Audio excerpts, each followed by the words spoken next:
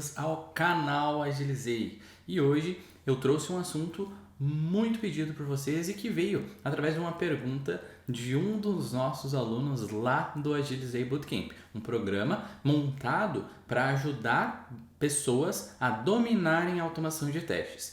E lá nesse grupo, a gente tem um grupo, né, e os alunos compartilham algumas das suas curiosidades, alguns temas que eles querem entender um pouquinho melhor, e um desses temas que a gente falou durante essa semana foi sobre certificações na área de testes. Então, o tema do vídeo de hoje é: compensa tirar uma certificação de automação de testes? E quais os caminhos para você tirar uma certificação deste tipo?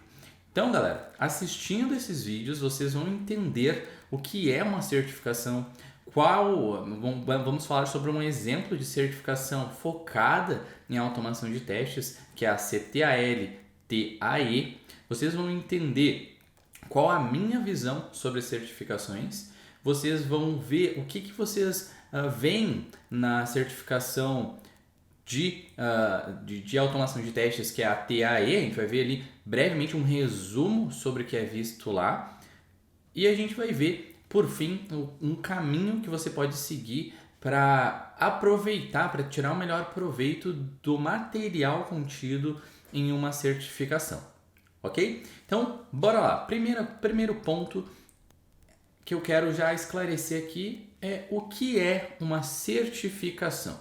Uma certificação nada mais é do que uma comprovação, né, de que você tem um determinado conhecimento, um conhecimento específico. A gente pode comparar uma certificação de testes, por exemplo, uma certificação em alguma área, como uma carteira de motorista, por exemplo, que você vai adquirir ali um conhecimento, vai passar por uma prova e aí, dependendo do seu desempenho nessa prova, você vai receber ali um diploma, né? uma prova, literalmente um certificado de que você possui aqueles conhecimentos lá. Nem todas as certificações, já que a gente fez uma comparação com carteira de motorista, né? Nem todas as certificações possuem uma avaliação prática, né? Então, boa parte das certificações, principalmente das certificações de testes, elas são avaliações teóricas, né? Que a gente faz uma prova por escrito mesmo, e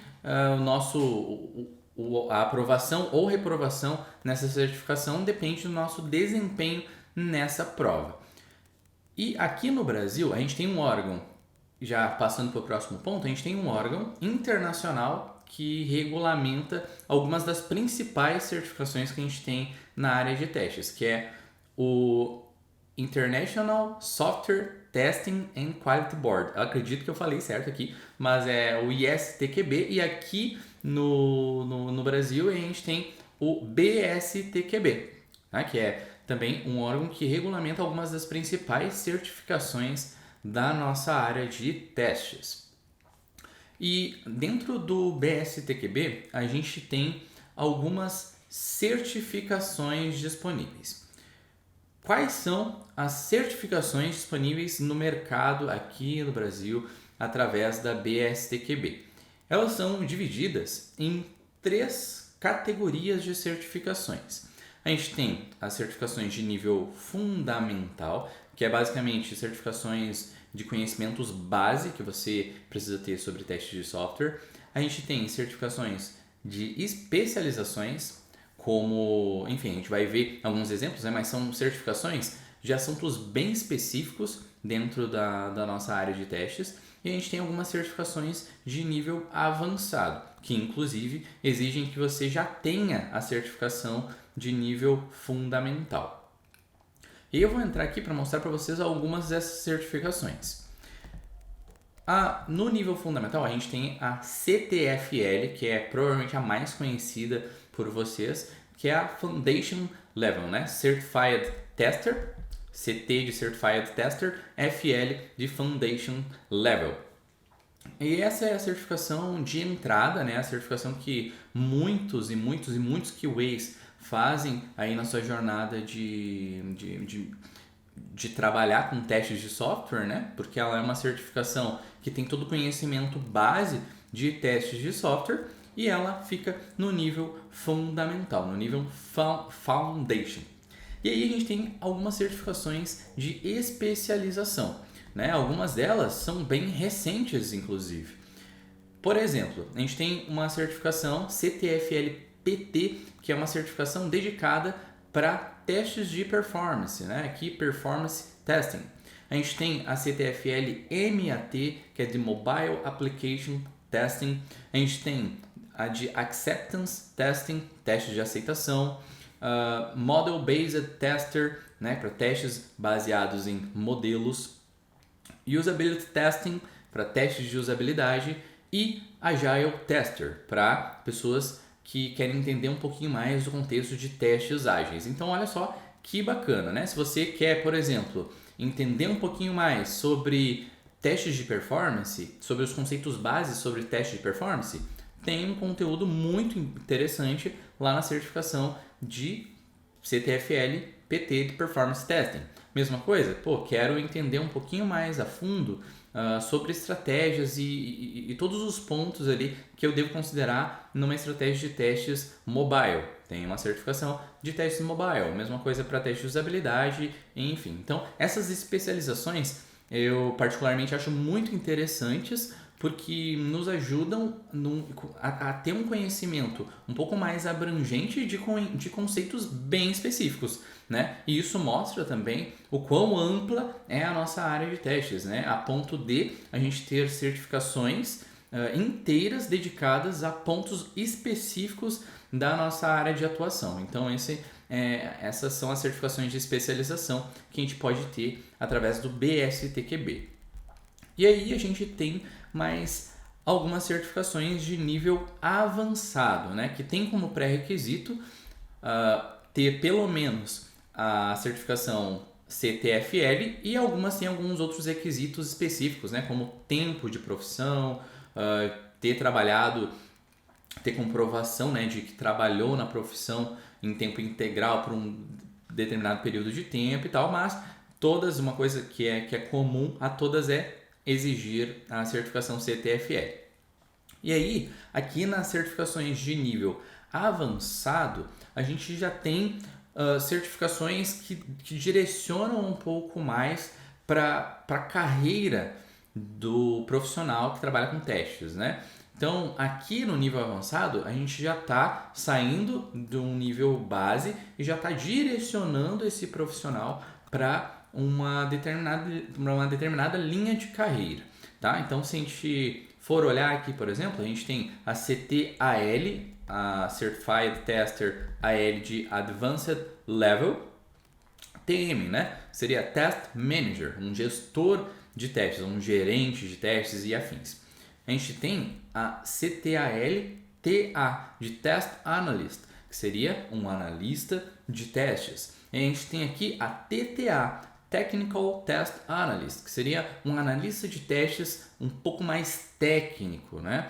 E aqui a gente tem também uma CTAL-SEC, que eu acho que ela poderia até estar na especialização, mas eu imagino que tem aqui já olhando com uma visão um pouco de assuntos mais avançados, né? Por se tratar da questão de segurança, e também a gente pode fazer talvez um link aí com a parte de especialização da profissão, né? De carreira, aqui como Security Tester, a CTAL-TAE, que é uma que a gente vai falar um pouquinho mais, né? Que é a de Test Automation Engineer, até aqui tá errada a descrição, Engineer, tá? Não é analista. E a ATT, que é do Agile Technical Tester. Então, essas são as certificações disponíveis no mercado através do BSTQB. A CTFL, nível base, né? Que a gente vai ter as especializações em teste mobile, teste de performance, teste de usabilidade e afins, e as certificações de nível avançado para analista de testes, gestor de testes e engenheiros de automação de testes, ok? E aí, para vocês entenderem um pouquinho mais as siglas, eu trouxe aqui uma explicação de o que é cada coisa, né? Você viu um monte de siglas ali e talvez você ainda esteja perdido e não está entendendo nada que eu estou falando aqui. Então, as siglas basicamente têm o seguinte significado. CTAL significa Certified Tester Advanced Level, que traduzindo para o idioma português fica certificação de testes de nível avançado. Até faltou aqui uma palavrinha, mas seria uma certificação de nível avançado. E a TAE, que é a que a gente vai explorar um pouquinho mais aqui, ela significa Test Automation Engineer, que traduzindo para o português fica engenheiro de automação de testes. Então, essa certificação aqui, a CETAL TAE, a gente lê da seguinte forma: certificação de nível avançado para um engenheiro de automação de testes. Legal? Então, agora que vocês já entenderam o que é uma certificação, já conheceram um dos principais órgãos que regulamentam as certificações aqui, tanto a nível internacional, né, quanto aqui no Brasil, já conheceram algumas das certificações disponíveis no mercado, já entenderam as siglas. Agora eu vou compartilhar qual a minha opinião sobre certificações. Então, bora lá. A minha opinião sobre certificações é que vale a pena pelo conhecimento adquirido. Então, quando você está estudando para uma certificação de testes ou qualquer outra certificação, o mais importante e o que mais agrega para o seu dia a dia são os conhecimentos que você vai encontrar ali. Não necessariamente a sigla ou o papel que você vai receber ou o PDF, né, que você vai receber com aquela certificação, mas muito mais os conhecimentos que estão ali. Mas, Samuel, significa então que ninguém liga para quem tem certificação? Claro que ligam. Em uma pesquisa que a gente fez recentemente, uma pesquisa que eu ajudei, né, que eu contribuí nessa pesquisa, nesse levantamento, a gente percebeu que numa análise de 64 vagas do LinkedIn, né, para vagas de QAs aqui no Brasil, apenas 3% dessas vagas exigiam certificação explicitamente. O que isso significa? Significa que 3% das vagas apenas diziam lá na descrição da vaga: precisa ter experiência em tal tecnologia, precisa tal requisito, e aí lá nos requisitos estava, para 3% dessas vagas, um dos requisitos era ter uma certificação. Então, mesmo o mercado, explicitamente, ele não olha para as siglas que você tem no seu currículo. Porém, os conceitos que você aprende lá na certificação são conceitos que você usa no dia a dia, que você vai precisar usar no seu dia a dia e que o mercado considera como importantes. Então, por exemplo, digamos que no seu dia a dia vai chegar alguém, você vai estar, sei lá, num processo seletivo, ou você vai estar no seu dia a dia, e aí você vai precisar fazer uma prova de conceito.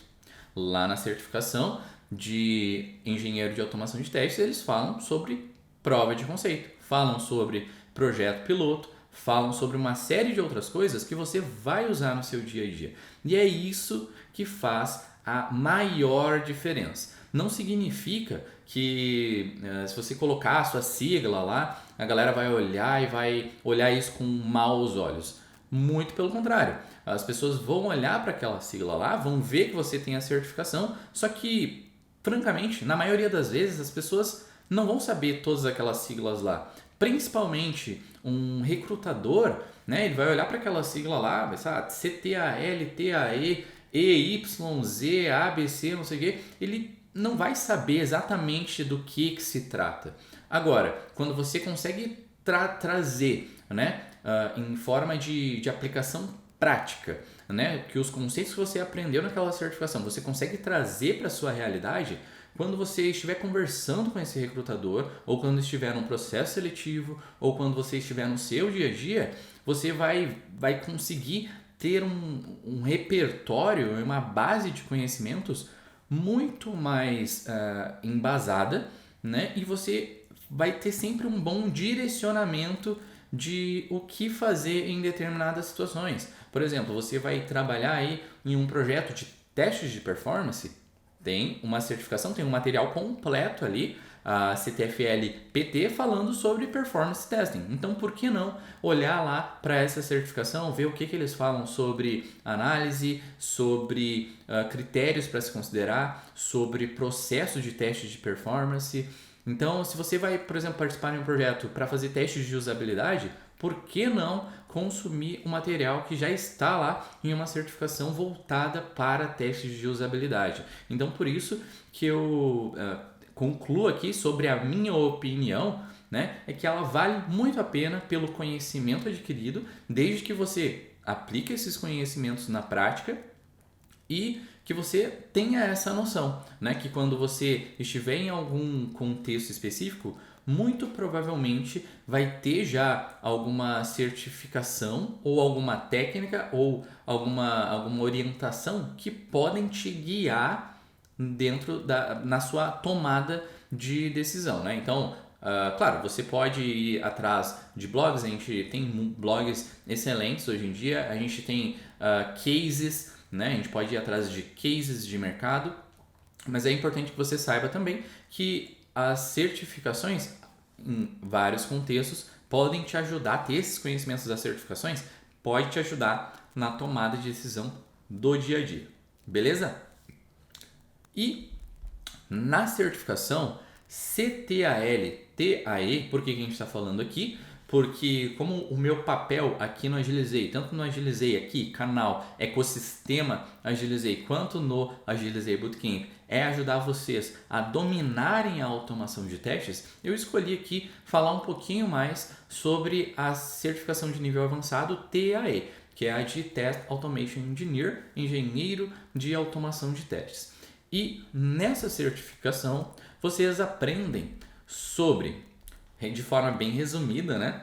Até para deixar um pouco mais a curiosidade de vocês sobre a certificação, vocês aprendem sobre técnicas de automação de testes, vocês aprendem sobre levantamento e análise de riscos, né? Porque a automação de testes não é só abrir o editor de textos, escrever o código, fechar o computador ou desligar, né, e ir para o dia seguinte. A gente precisa ter uma estratégia de automação de testes. A gente precisa pensar em como vai ser a execução daqueles testes. A gente precisa pensar na manutenção daqueles testes ali. Então, tudo isso a gente aprende, a gente vê através de técnicas e exemplos ali na CTAL-TAE. Né? Então, a gente vê sobre levantamentos e análise de riscos, a gente vê o que é importante, por exemplo, incluir em um relatório. A gente vê, apesar de não ter colocado aqui, a gente vê um exemplo, uma ilustração de uma arquitetura genérica para automação, e aí vocês vão ver que olhando para aquele diagrama conceitual, vocês vão enxergar praticamente todos os frameworks de testes, todas as ferramentas de testes, vocês vão ver que eles se encaixam de alguma forma ali naquele modelo, né? Na parte, geração de dados de testes, geração de saídas do teste, entrada do teste, execução, enfim, tudo vocês vão ver depois olhando lá para esse diagrama que muita coisa se encaixa e novamente, né? Por isso que é muito importante ter essa noção de uma arquitetura, porque aí você também não fica tão preso a um framework ou outro framework, né? Você vai ter uma visão mais alto nível, né, de como as coisas funcionam, e aí você consegue aplicar essas estratégias e essas tomadas de decisão praticamente de forma independente de framework. Então, esse é mais um ponto que tem lá na certificação, não coloquei aqui, mas que ajuda muito aí vocês a dominarem a automação de testes. Vocês veem também o que é importante considerar em processos. Como eu falei aqui, né, não é só automatizar, precisa se preocupar com manutenção dos testes, com aumento de cobertura, com quem vai ser o responsável por automatizar esses testes. Enfim, é uma série de fatores que envolvem o processo de desenvolvimento de software, né? E vocês veem lá alguns exemplos de o que é importante considerar em processos. E o último ponto que eu trouxe aqui que eles falam também sobre como pensar de forma evolutiva com melhoria contínua, né? Porque eu sei que é tentador, às vezes a gente quer começar um projeto e a gente já quer colocar tudo ali naquele projeto, quer fazer tudo já da melhor forma, só que às vezes fazer da melhor forma, e aí melhor forma que eu digo, aplicando todas as boas práticas disponíveis no mercado, aplicando todos os padrões de projeto disponíveis no mercado, e aí às vezes a gente olha para o nosso projeto, começa já desde o início aplicando tudo isso, quando ali na frente nem é necessário aplicar talvez algumas daquelas boas práticas ou alguns daqueles padrões, né? E é uma adoção, a gente acaba adotando às vezes, tomando algumas decisões cedo demais. E aqui eles falam também um pouco sobre como pensar de forma evolutiva na nossa automação de testes. Começar ali a evoluir a nossa estratégia e a nossa execução como um todo de forma evolutiva, melhorando de forma iterativa a nossa automação de testes, seja qual for a estratégia que a gente esteja adotando. Legal? Então, já deixo aí um convite para vocês visitarem lá a certificação e para vocês entenderem um pouquinho mais sobre essa certificação para engenheiros de automação de testes. E aí, por último, para a gente fechar esse vídeo aqui com chave de ouro, eu quero deixar para vocês o que eu recomendo para quem quer estudar para uma certificação. E aí isso aqui serve tanto para se você estiver fazendo a sua primeira certificação, lembrem-se que a gente tem a primeira certificação que é a de nível fundamental, CTFL Foundation Level. Então, isso que eu vou mostrar aqui para vocês, ou recomendar, na verdade, para vocês, serve tanto para quem está fazendo a primeira certificação, para quem está buscando uma especialização, quanto para quem está buscando aí uma certificação já de nível avançado para tentar avançar um pouquinho mais os seus conhecimentos ou pelo menos embasar um pouco mais os seus conhecimentos.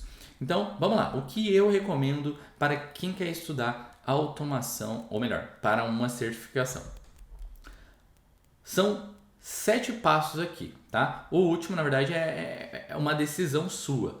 Mas o primeiro, leia os sílabos de maneira estruturada. O que é ler os sílabos de maneira estruturada? Não é ler o primeiro capítulo, aí vai lá para o quarto capítulo, vai para o segundo, aí volta para o primeiro, lê mais um pouco, aí vai lá para o quinto, porque aí você não vai ter noção nenhuma de o que você já estudou, o que você não estudou. Então a minha recomendação é leia os sílabos de maneira estruturada, de preferência já anotando as suas dúvidas e pontos que você acha importante durante essa leitura, tá? Não espera ler o capítulo todo ou os sílabos todo para começar a fazer as suas anotações. Já vai anotando enquanto estuda.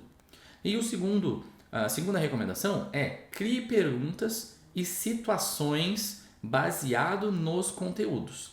O que é isso? Você vai ver lá, por exemplo, um conteúdo que fala sobre planejamento de testes num contexto ágil.